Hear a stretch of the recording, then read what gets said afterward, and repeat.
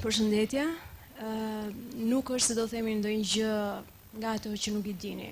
Një grua e shtatzan duhet të ushqehet shëndetshëm, një lloj si të gjithë tjerët që nuk janë shtatzan.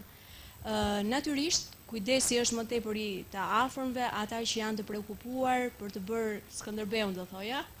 Dhe pikërisht për këtë përpiqen që ta mbajnë me shumë të mira, duke përkthjelur me shije, me ushqime të ndryshme, por gjithashtu dhe duke rritur sasinë e kalorive që një grua shtatzan merr. Atëherë do flasim mbi rëndësinë e ushqimit gjatë shtatzanisë, çfarë duhet të konsumojë një grua dhe çfarë nuk duhet të konsumojë. Siç e thash më përpara, duhet kemi parasysh që një grua shtatzan duhet të ushqehet shëndetshëm, duke shmangur të gjitha ushqimet të cilat janë të dëmshme si për në jetën normale, por gjithashtu edhe gjatë periudhës së shtatzanisë. Sa kalori duhet të marrë një grua? Është krijuar ideja që një grua shtatzan duhet konsumojë për 2 persona. Në fakt nuk është kështu. Pastaj në fund të 9 muajve, shfaqet një grua që ka marrë 20, 25, 30, 40, mund të ketë marrë ndoshta edhe 2 fishën e peshës së saj trupore. Si proces, shtatzania është një proces I cili nuk duhet të ndryshojë shumë nga gjendja normale, ndaj një grua duhet të marrë kalori. Nëse është nën peshë, rreth 365 kalori mbi normën e caktuar. Fillimisht, gjëja më e mirë që është për secilin nga persona që ngjeshta zën është të njohë përbërjen e tij trupore, masën trupore, masën dhjamore, hidrike, skeletore, metabolizmin dhe muskujt, së bashku me analizat që doktoresha përmendi më përpara. Pasi ne kemi njohur metabolizmin e personit, pra aktivitetin fizik që bën apo jo, është natyrë aktiv apo pasiv, bën një jetë sedentare apo një jetë aktive, kilokalorie duhet I shtojmë plus 365 kilokalori për ata që janë nën peshë. Kur flasim për nën peshë, kemi parasysh koeficientin e masës trupore, BMI, I cili është raporti I gjatësisë me peshën në katror. Pesha mbi gjatësinë katror, më falni.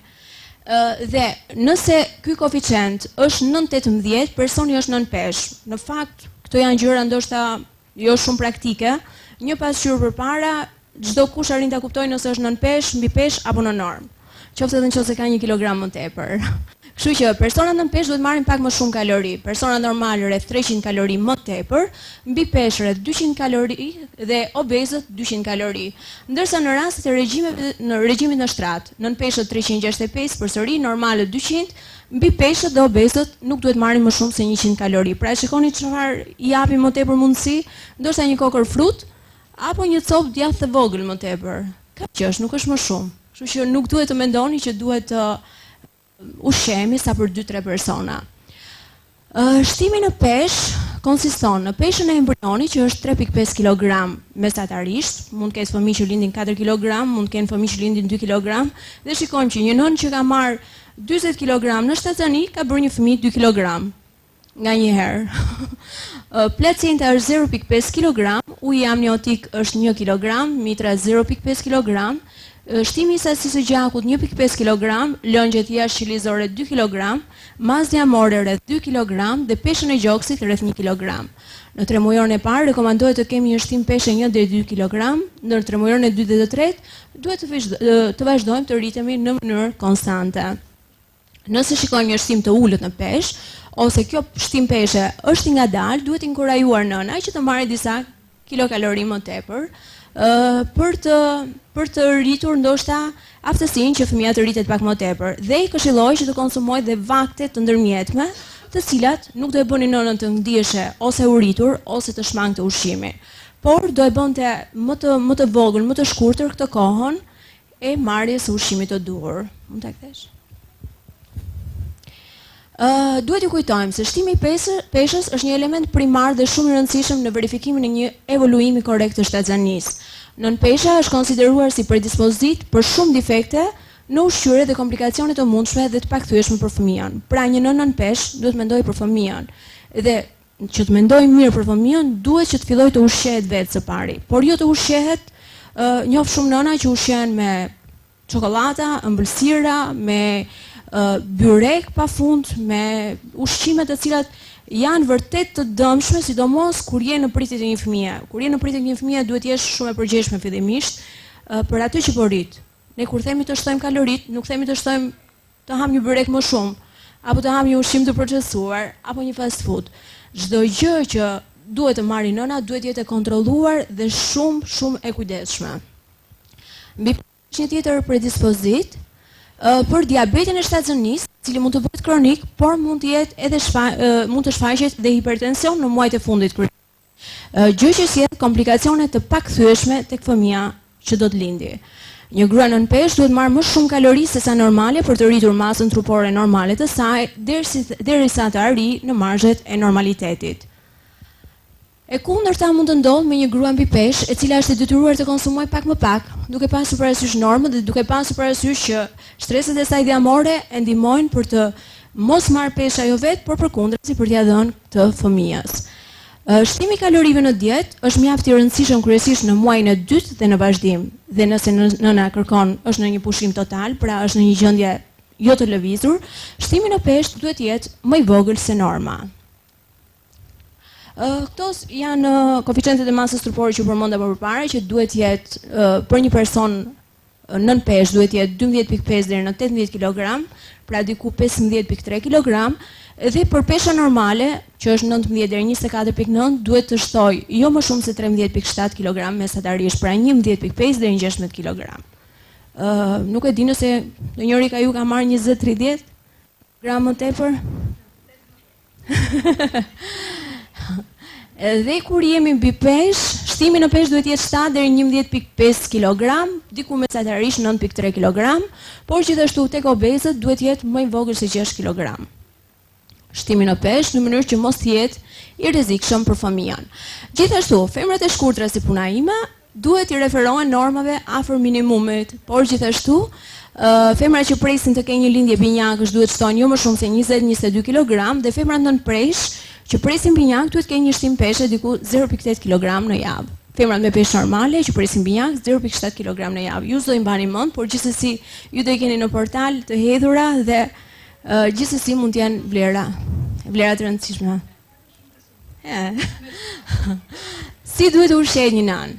Natyrisht duhet marrë dritra, të cilat janë të rëndësishme për të gjithë ne, qoftë në momentet e shtatzanisë, por qoftë edhe pas shtatzanisë, 3 deri në 4 porcione në ditë. Flasim gjithmonë për dritra integral. Pra, nëse themi dritra, nuk themi për byrekun apo për makaronat e bardha, orizën e bardhë, por gjithmonë duke marrë produkte integrale të cilat na ofrojnë vitaminat e minerale shumë të rëndësishme dhe esenciale, por gjithashtu dhe vlera ushqyese. Presha, na hoqe, makaronat na hoqe, byrekun na hoqe, orizën na hoqe, çfarë do ham ne? Ja, ka pafund. Po. Ja të shikosh.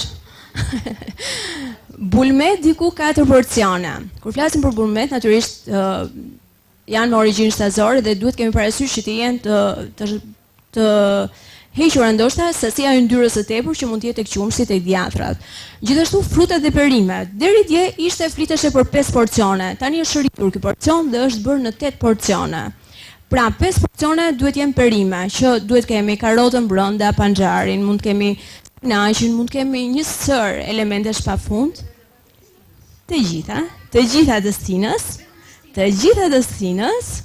Dhe duke i marrë këto, ne marrim vlera ushqyese fantastike dhe nuk marrim kalori. Po, kur e ke spinaqin brenda byrekut, nuk quhet prap? Po, patjetër që mund quhet. Okej. Patjetër, nëse atëherë kur fola për byrekët, fola për byrekët që serviren në rrugë, që janë të gatuar se si, me miell se si, që nuk kanë vlerë ushqyese, kanë yndyrna të tepërta, yndyrna të ngopura të cilat janë të dëmshme, por gjithashtu edhe nuk kanë vlera ushqyese. Nëse ti do bësh një byrek në shtëpi, patjetër shtresa e byrekut nuk do jetë shumë e brumit, nuk do jetë shumë e madhe, por gjithashtu mund ta bësh dhe me miell integral që do ishte perfekte për ta konsumuar.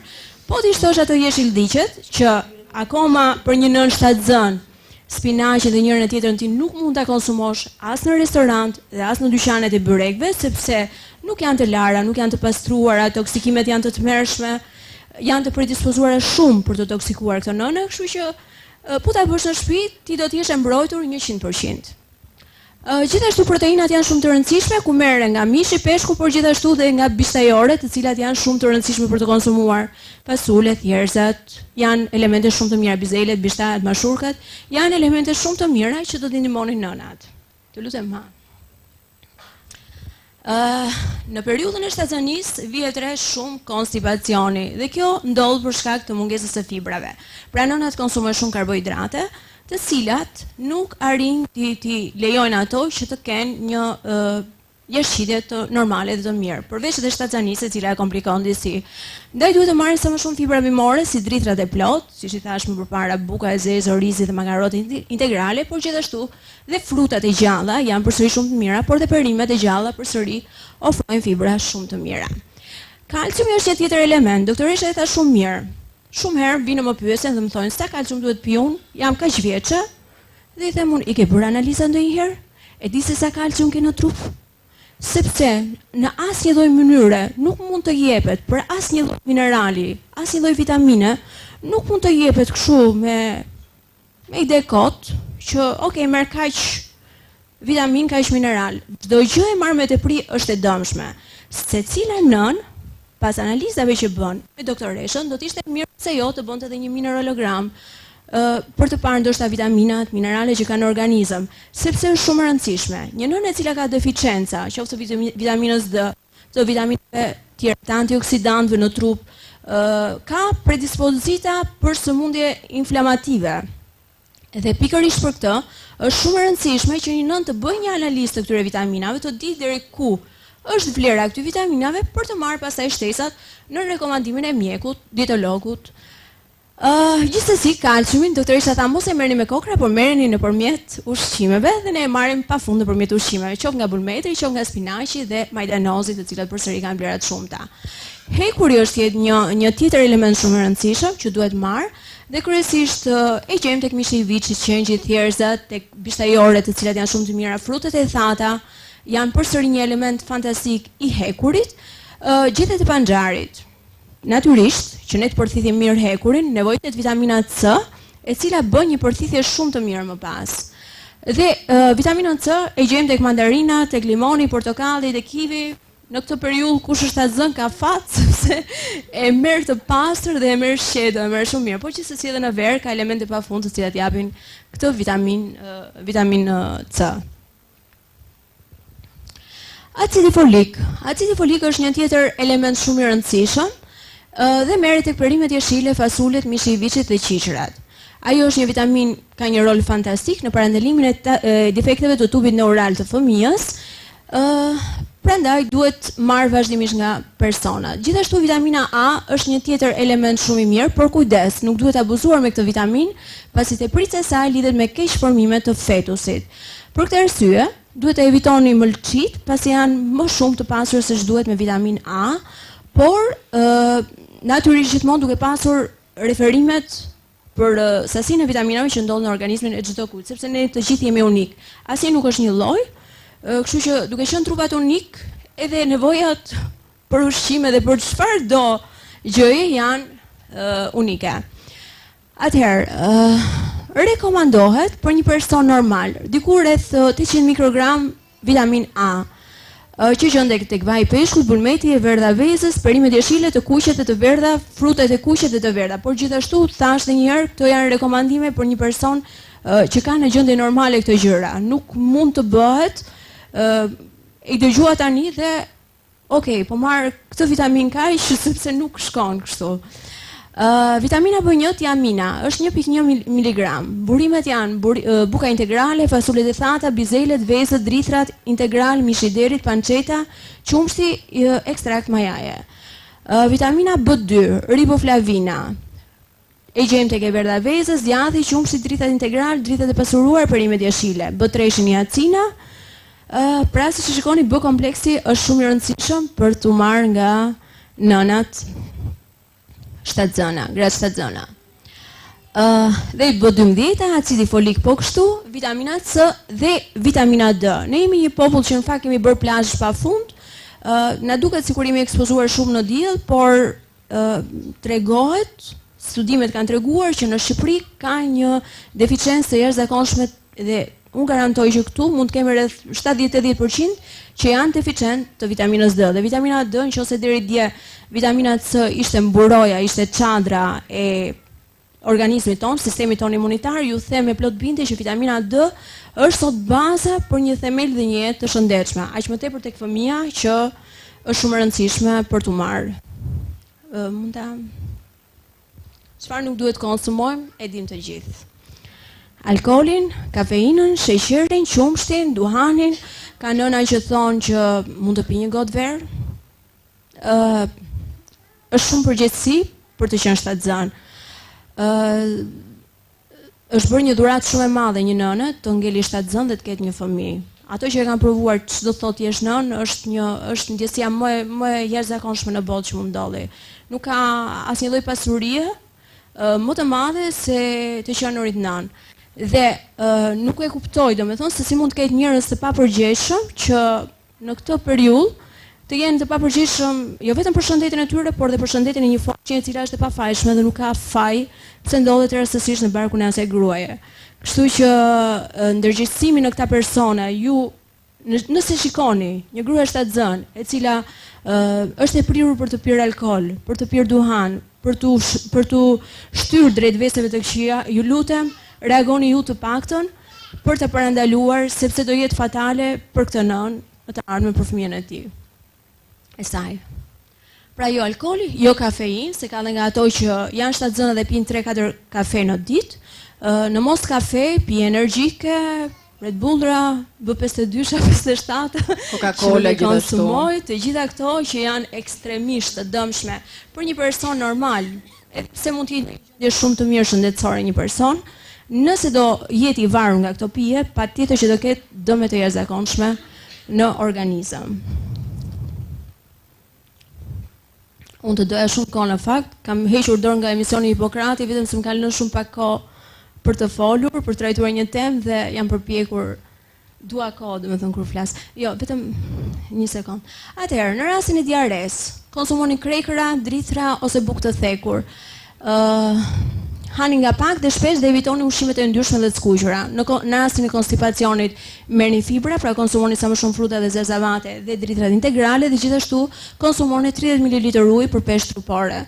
Diarea, konsumoni pure mollë dhe banane, oriz të bardhë ose bukë të bardhë dhe për urthin, konsumoni vakte me volum të vogël dhe shpesh gjatë ditës. Përpiquni të pini qumësh përpara vaktit, evitoni kafeinën dhe mos ushtrini më herë pas konsumimit të një vakti. Pini ujin mes të vakteve dhe asnjëherë gjatë vaktit. Pra, edhe për ju që jeni shtatzan, kur konsumoni ushqim, asnjëherë mos e mbani shishën afër. Gjysmore ose përpara ushqimit ose mbas ushqimit. Këto janë nevojat ditore të vitaminave që i përmendëm deri diku. Kjo është, faleminderit për se ku më ndiqni nëse doni. Doktore, mua gocët më kanë mbytur në fakt me pyetje, se më kanë dhënë edhe pyetje për shtatzanin, më pas më kanë dhënë a mundet si duhet të ushqehet nëna? A mund ta bëjmë si formë intervista? Po, shumë mirë. Supozojmë, jam nën dhe fëmijën e kam 2 muajsh, 2 muajsh, 3 muajsh, dhe më kanë thënë të fistit që duhet jap ujë se e dogje. Ndërkohë unë kam e gji. Ti japësh fëmijës. Gjithsesi varet nga cilësia e qumshtit. Ka nëna që e kanë shumë të yndyrshëm. Fillimisht gjëja më e mirë që do të ishte pas shtatzanisë duhet që nëna menjëherë me ardhin e gjirit duhet të bëjë një analizë të gjirit për të parë nëse gjiri ka yndyr mjaftueshëm apo jo. Ke shumë fëmijë, shumë nëna që i japin fëmijës pafund për pirë dhe fëmia nuk shton fare, sepse qumshti është shumë i holluar. Por ke edhe nëna të cilat ndoshta mund t'i japin shumë pak dhe ka një gjir mjaft të yndyrshëm, një qumësht gjiri mjaft të yndyrshëm, i cili kur është shumë i yndyrshëm, ndoshta do të ishte shumë mirë, domethënë e rekomanduar për t'i dhënë pak ujë fëmijës në mënyrë që të ndihmojë në tretjen, sepse ke fëmijë që menjëherë pas ushqimit të qumshtit të gjirit fillojnë dhimbjet e barkut, kanë konstipacion, kanë kolika të ndryshme dhe kjo është shumë e rëndësishme për nëna për ta kuptuar fëmijën.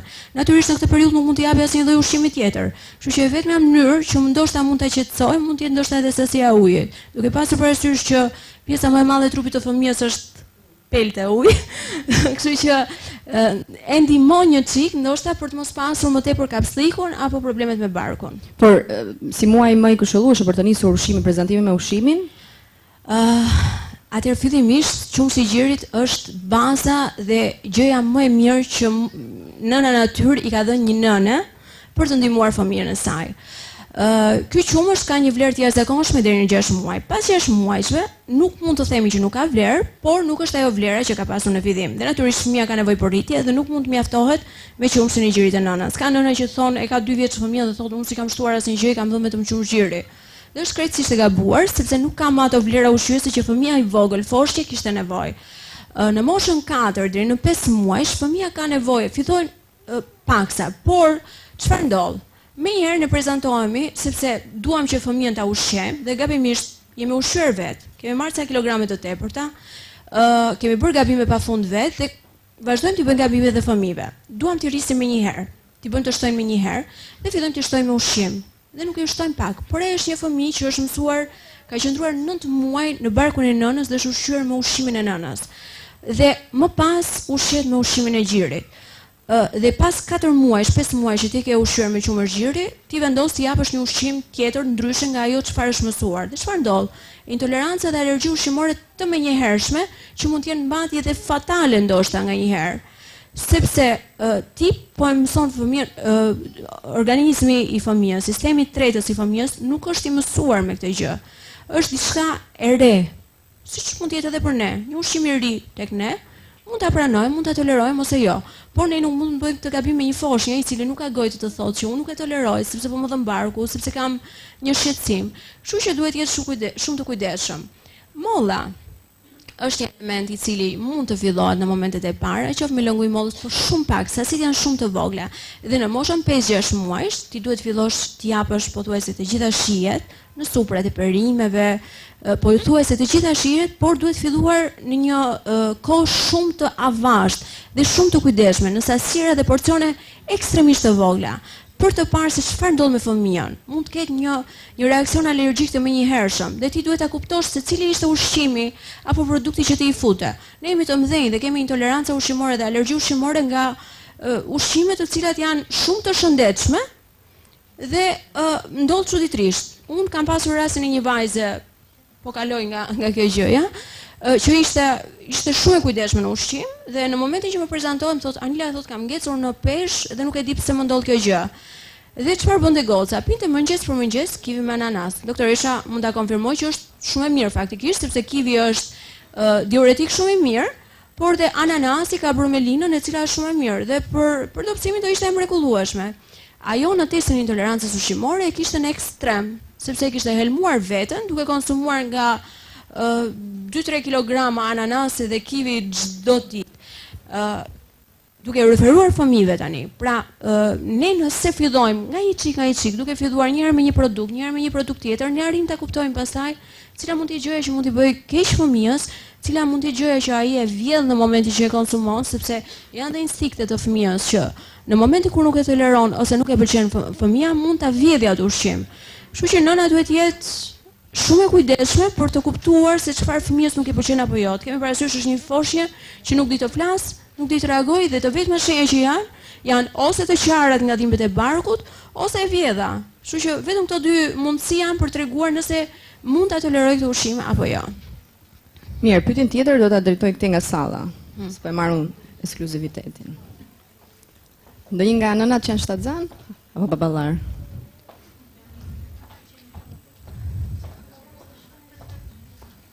Keni një pyetje? Jo? Jo? Jo? Si këtë në gjithë kokën. Po shumë që s'keni pyetje. Po, shumë. Aty vura re që duhet të konsumuar peshk vetëm me ala.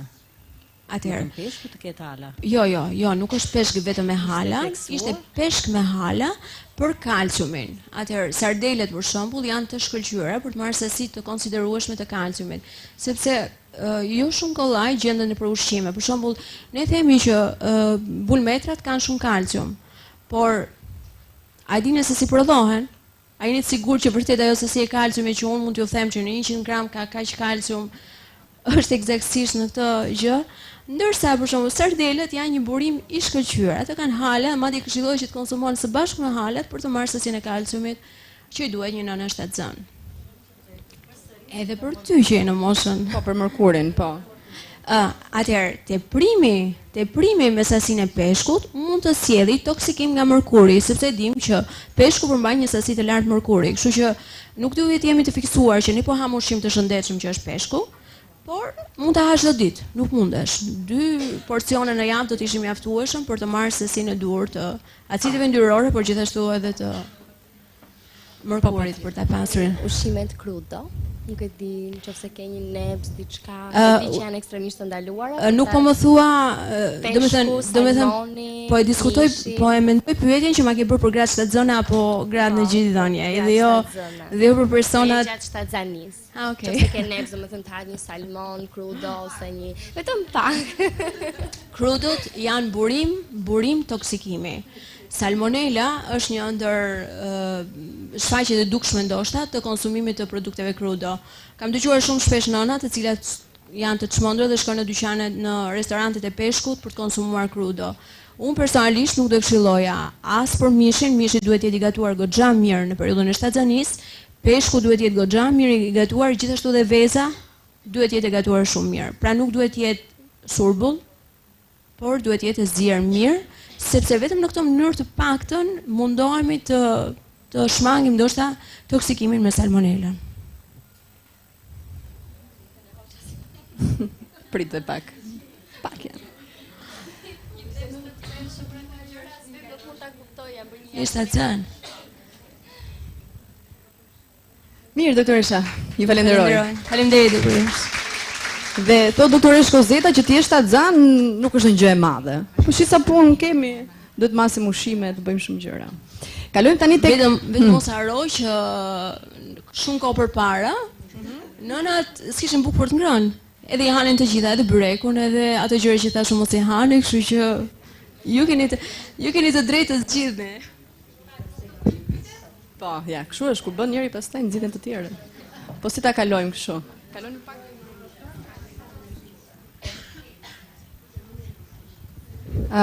Doktoresha Anila, një pyetje kisha. Tani jemi në sezonin e dimrit dhe unë për vete kam shumë neps për turshit. Nuk e di jam të me thënë, jo në sasi, por që më lejohet. Fillimisht, turshit janë ushqime shumë të mira, sepse janë probiotik shumë të mirë. Gjithmonë të bëra vetë. Janë shumë të mirë, sepse rrisin florën bakteriale të mirë me bakteri të mirë në stomak. Por, në shtatzani, duke pasur frikat të shtimin e peshës, edhe kripa e tepër, sasia e kripës të tepërt krijon ritension hidrik, mbajtje lëngjesh në organizëm, kështu që nëse ti do e teprosh, pak më lejohet. Pak të lejohet, aq më tepër që të heqin nepsin. Okej, faleminderit. Faleminderit dhe ju. Mirë, si thoni që të jemi në pjesën aktuale të traumave tek psikologja. Faleminderit.